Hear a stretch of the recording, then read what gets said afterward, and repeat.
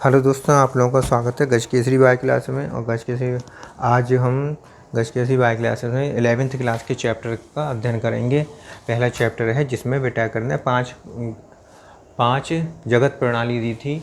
5 जगत प्रणाली में 5 जगत के बारे में बताया था। मोनेरा जगत के बारे में बताया था, प्रोटिस्टा जगत के बारे में बताया था, और फंगस जगत के बारे में बताया था, प्लांटी जगत के बारे में बताया था, और एनिमेलिया जगत के बारे में बताया था। तो इस प्रकार 5 जगत को दिए थे इन्होंने। 5 जगत हो गए, कौन कौन से हो गए? मोनेरा, प्रोटिस्टा, फंगस, फंजाई मतलब, और प्लांटी और एनिमेलिया। पहला जगत है मोनेरा। मोनेरा जगत के क्या क्या करैक्टर हैं, क्या क्या विशेषताएं हैं, इसके बारे में हम आज अध्ययन करेंगे। तो मोनेरा जगत में जो एनिमल्स आते हैं वो सारे के सारे कैसे होते हैं? प्रोकैरियोटिक जीव होते हैं। प्रोकैरियोटिक जीव वो होते हैं जिनमें न्यूक्लियस प्रिमिटिव टाइप का होता है, आद्य प्रकार का न्यूक्लियस पाया जाता है, और जिसमें जो कोशिकांग हैं वो उन कोशिकाओं के ऊपर मेम्ब्रेन नहीं पाई जाती है। प्रोकैरियोटिक जीव, सारे प्रोकैरियोटिक जीव जो है मोनेरा जगत में पाए जाते हैं। और ये कौन कौन से हैं इसके एग्जाम्पल? जीवाणु, साइनोबैक्टीरिया और आर्कीबैक्टीरिया। तो जीवाणु, साइनोबैक्टीरिया और आर्कीबैक्टीरिया जो हैं वो मोनेरा जगत के प्राणी हैं। इनके जो और विशेषताएं हैं, पहली विशेषता है सूक्ष्मदर्शिक और माइक्रोस्कोपिक, अर्थात ये सारे के सभी प्राणी सूक्ष्मदर्शी होते हैं, बहुत ही छोटे होते हैं, सूक्ष्मदर्शी होते हैं, माइक्रोस्कोपिक होते हैं। इन्हें माइक्रोस्कोप की सहायता से देखा जा सकता है, नग्न आंखों से इन्हें नहीं देखा जा सकता है। दूसरी विशेषता है केंद्रक कला नहीं होती है। इनमें केंद्रक कला नहीं पाई जाती है। इनके जो न्यूक्लियस है, न्यूक्लियस के चारों तरफ केंद्रक कला नहीं पाई जाती है। तो जैसे जीवाणु में केंद्रक कला नहीं पाई जाती, केंद्रक के चारों ओर, साइनोबैक्टीरिया में भी और आर्कीबैक्टीरिया में भी केंद्रक के चारों तरफ केंद्रक कला नहीं पाई जाती है। तो मोनेरा जगत के प्राणियों में केंद्रक के चारों तरफ केंद्रक कला नहीं पाई जाती है। तीसरा है ऑप्शन है, तीसरी विशेषता है माइटोकॉन्ड्रिया, गोल्जिकाय और एंडोप्लाज्मिक रेटिकुलम।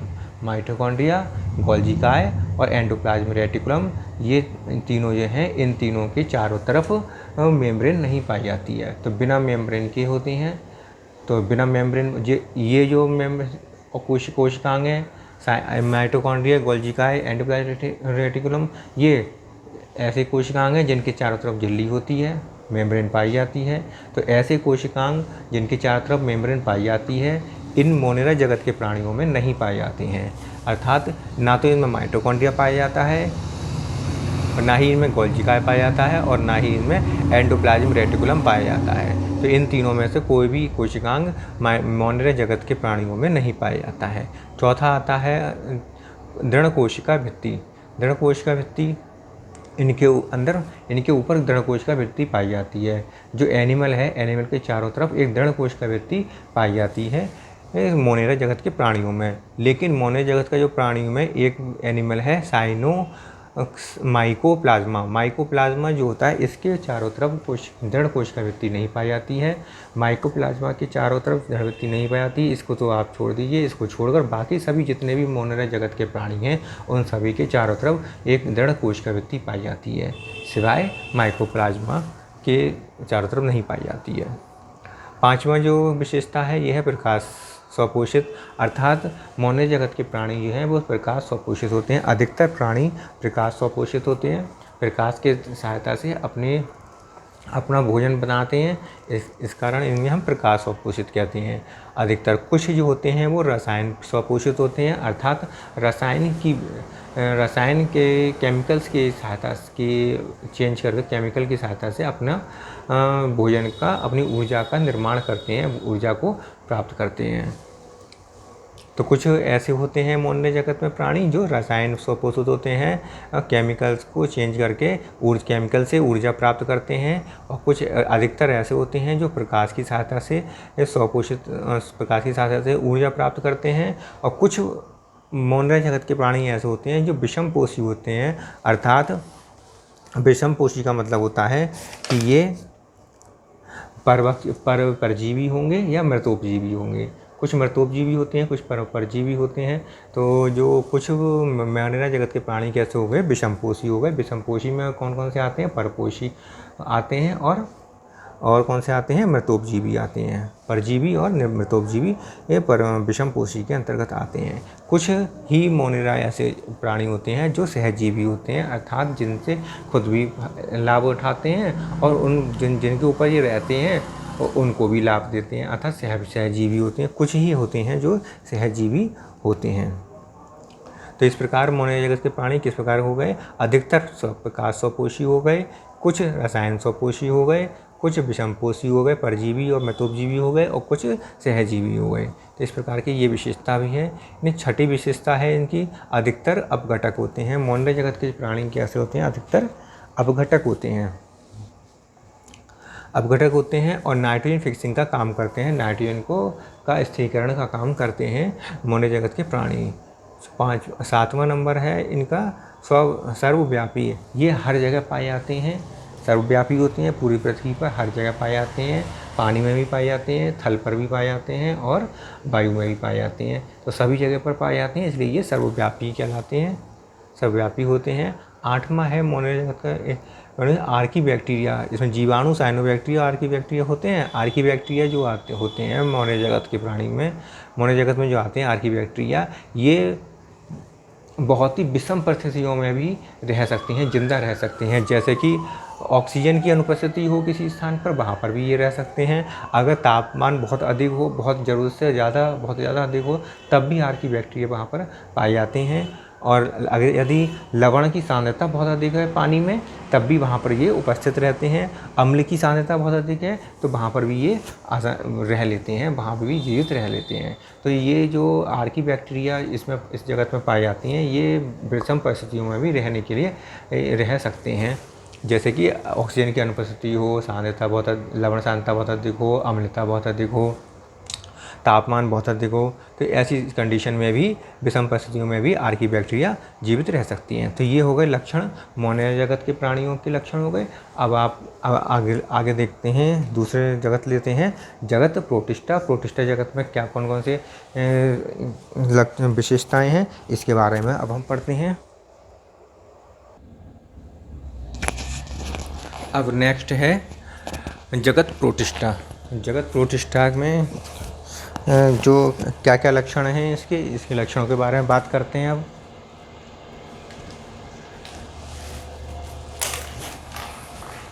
जगत प्रोटिस्टा के बारे में देखिए, ये जगत प्रोटिस्टा जो है ये दूसरा जगत है।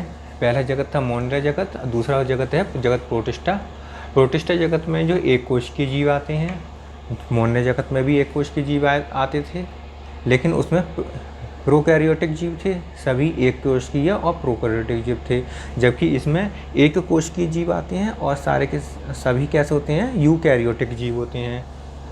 यूकैरियोटिक जलीय जीव होते हैं, अधिकतर जलीय जीव होते हैं, यूकैरियोटिक होते हैं और अधिकतर जलीय जीव होते हैं। तो प्रोटिस्टा का पहला जो लक्षण है, विशेषता है, वो है एक कोश के जीव होते हैं और यूकैरियोटिक होते हैं और अधिकतर जलीय होते हैं।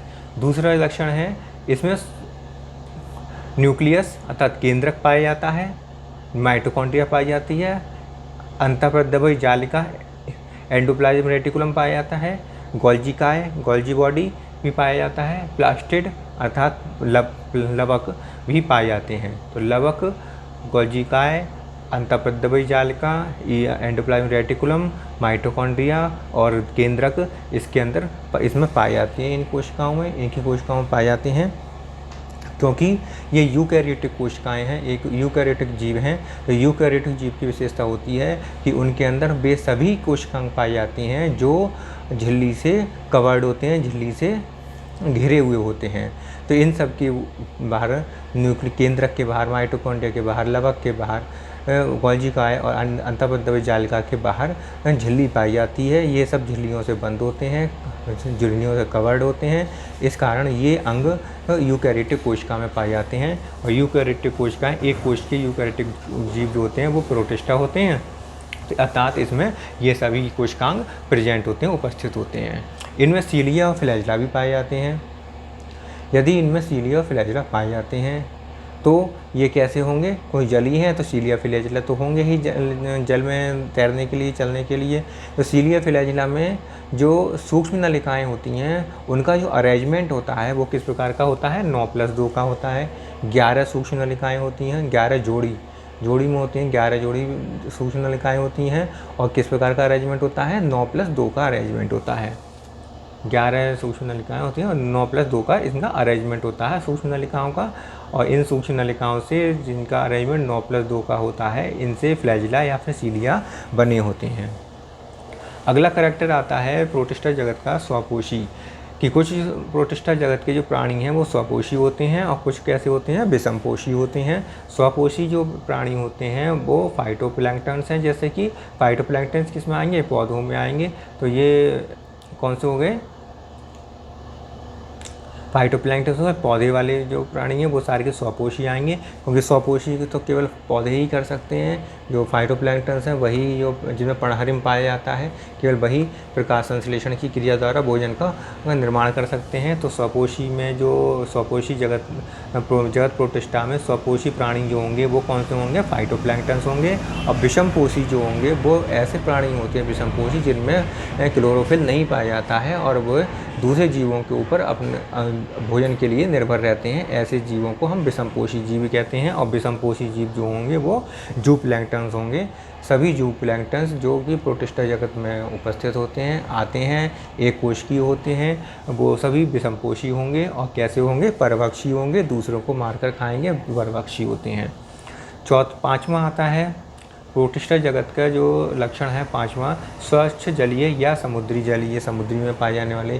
तो ये जो प्राणी होते हैं या तो समुद्र में पाए जाते हैं या फिर स्वच्छ जलीय अर्थात नदियों तालाबों में पाए जाते हैं। स्वच्छ जलीय नदियों तालाबों का पानी स्वच्छ जलीय होता है क्योंकि ये लवण रहित होता है। और लवण युक्त जो पानी होता है वो समुद्री पानी होता है। तो समुद्री पानी में भी इसमें पाए जाते हैं। लवण युक्त पानी में भी अर्थात समुद्री पानी में भी ये उपस्थित होते हैं। और स्वच्छ जलीय अर्थात नदी तालाब के पानी में भी ये पाए जाते हैं। अगला करैक्टर है कोशिकावृत्ति। कुछ प्रोटिस्ट ऐसे होते हैं जिनमें कोशिकावृत्ति पाई जाती है, कुछ ऐसे होते हैं जिनमें कोशिकावृत्ति नहीं पाई जाती है। जिन प्राणियों में प्रोटिस्टा के जिन प्राणियों में कोशिकावृत्ति पाई जाती है उनमें है शैवाल और डायटम्स अर्थात फाइटोप्लैंक्टन्स। शैवाल और डायटम्स आते हैं अर्थात फाइटोप्लैंक्टन्स जो होते हैं उनमें कोशिकावृत्ति उपस्थित होती है। कोशिकावृत्ति जिनमें उपस्थित नहीं होती है वो जूप्लैंक्टन्स होते हैं। और इनमें आता है पैरामीशियम आते हैं जो इसके अंतर्गत प्रोटिस्टा के अंतर्गत आते हैं और इनमें कोशिकावृत्ति उपस्थित नहीं होती है। अगला आता है लक्षण परजीवी सहजीवी अपघटक। तो अर्थात ये क्या है कि प्रोटिस्टा जगत के जो प्राणी हैं, प्रोटिस्टा जगत के जो प्राणी हैं वो कुछ तो परजीवी होते हैं, कुछ सहजीवी होते हैं और कुछ अपघटक होते हैं। अधिकतर परजीवी होते हैं, कुछ सहजीवी अपघटक होते हैं। जो कुछ सहजीवी होते हैं वो आहार नाल के अंदर पाए जाते हैं, एलिमेंट्री कैनाल में पाए जाते हैं। जो सहजीवी होते हैं अर्थात उन्हें आहार नाल में रहने का स्थान मिलता है और बदले में वो एनिमल्स को कुछ ना कुछ प्रोवाइड करते हैं, कुछ ना कुछ हेल्प करते हैं। तो सहजीवी जो होते हैं वो प्रोटिस्टा वो एलिमेंट्री कैनाल में पाए जाते हैं। कुछ होते हैं अपघटक का काम करते हैं और अधिकतर जो होते हैं वो परजीवी होते हैं। इस प्रकार प्रोटिस्टा जगत के ये 7 लक्षण कंप्लीट हो जाते हैं। इसके बाद अगला जगत जो आता है उसका नाम है पादप जगत, प्लांटी जगत। ठीक है, तो प्लांटी या पादप जगत के लक्षण के बारे में अब हम कुछ समझते हैं।